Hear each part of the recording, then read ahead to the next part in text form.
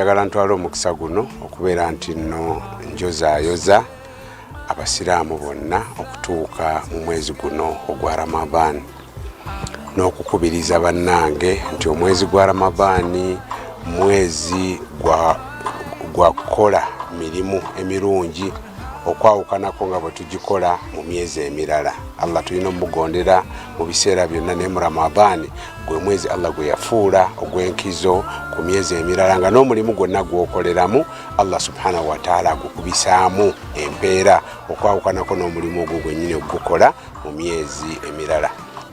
Ensi etabuse ebizibu bingi kaakati abantu bangi eyo bojja okusanga nga tebasobola kufuna bintu bye basiibulukukirako obaddaako. Nkubiriza kubanga mmanyi bannayuganda alhamdulillah bangi abalina obusobozi naye njagala tukyeteekemu tugambe nti buli omu ku levo kwali asobola okuyamba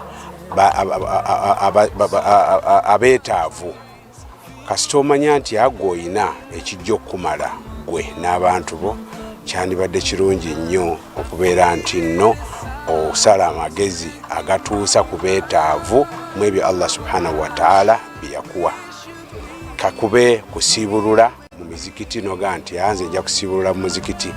Nabbi sallallahu alaihi wasallam yagamba nti omuntu yenna asiibulula omusiibi Allah amuwa empeera ng'oli zaasiibidde wamu n'okubanga n'ezoono tezikendedde.